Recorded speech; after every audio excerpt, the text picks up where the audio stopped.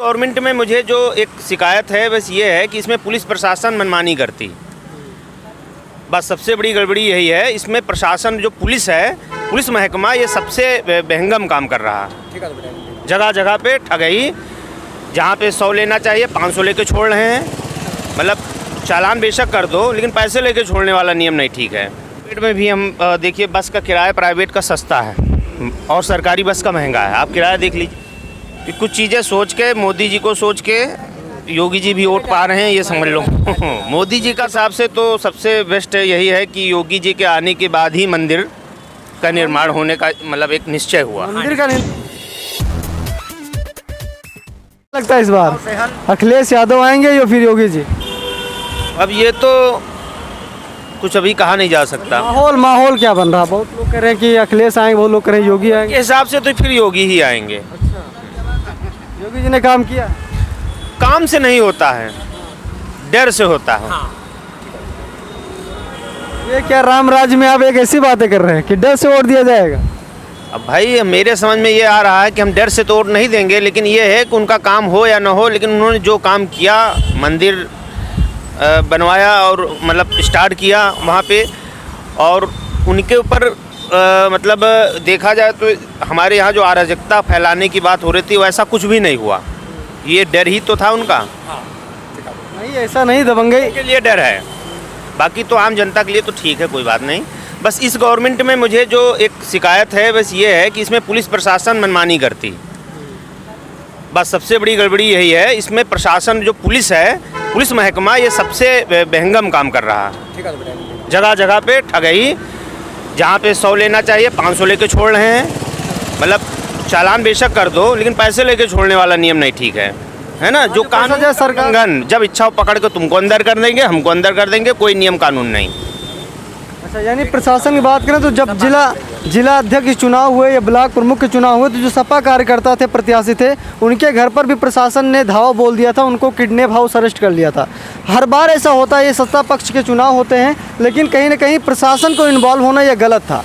लगातार आप प्रशासन बात कर रहे हैं, मैं बता रहा हूँ वही बात मैंने अभी इतनी देर में दोहराई। ये चीज़ें गलत हैं, जैसे मनमानी करना वो भी गलत है, बाकी तो ठीक है। अच्छा, योगी जी का क्या आप कोई एक काम हमको बता सकते हैं जो योगी ने सार्वजनिक सबके लिए किया हो?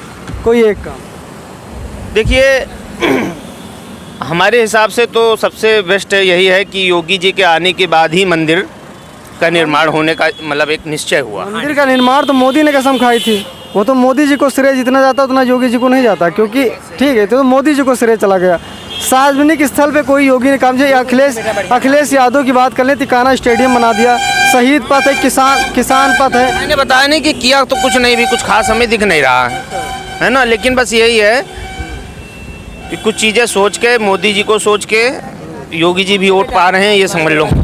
मोदी जी का तो काम सबसे बेस्ट है, जो हमारे प्रधानमंत्री माननीय जी हैं, उनसे अच्छा काम कोई नहीं कर पाया, ना कर पाएगा। वो लोग कह रहे हैं मोदी देश बेच दे रहे हैं, सब कुछ प्राइवेट कर दे रहे हैं, लोग भूखों मर जाएंगे, पूरा देश बनिया कह रहे हैं, बनियावाद है, बनिया कर रहे हैं तो क्या मेहनत करनी पड़ेगी? बिना मेहनत के क्यों खाएं?